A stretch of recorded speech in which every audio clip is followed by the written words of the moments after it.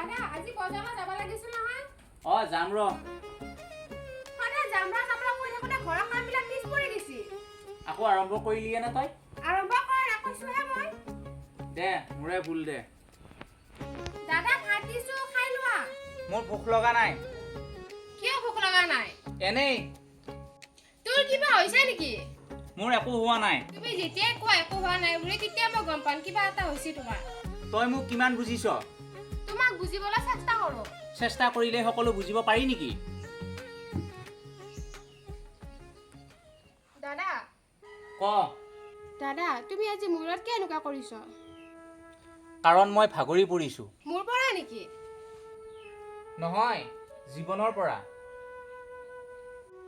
মই ভাবিছিলো যে মানে সমস্যা নহয় কিয় তুমি মোৰ লগত কথা পাতিবা বুলি কেতিয়াবা মানুহে নিজৰ দুখটো কাকো ক'ব নোৱাৰে মোকো নোৱাৰা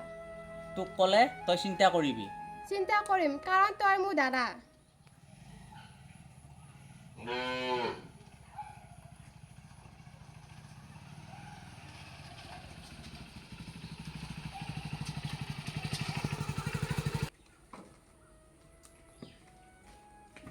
ভণ্টি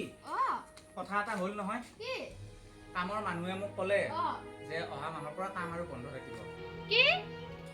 ঘৰৰ খৰচ আৰু দেউতাৰ ঔষধ সকলো কেনেকৈ চলাম মই ভাবিয়েই পোৱা নাই এই কথাটো মোক কিয় নকলি দাদা তই মোৰ ওপৰত বিশ্বাস হেৰুৱাবি বুলি ভয় লাগিছিল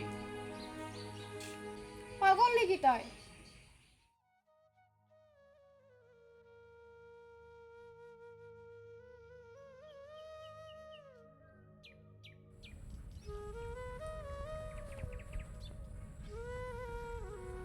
ভণ্টি হোৱাই নাই নেকি তোৰ নাই হোৱা দাদা কথা এটা কওঁ কি টকা কম থাকিলে সেই ঘৰখন এনেও সৰু হয় কিন্তু আমি ইজনে সিজনে হাত নেৰিলে সেই ঘৰখন কেতিয়াও সৰু নহয় ভণ্টি সমস্যা আহিলে দুয়োজনে মিলি সমাধান কৰিম কিন্তু তুমি অকলে দুখ পাই থাকিলে মই বৰ কষ্ট পাওঁ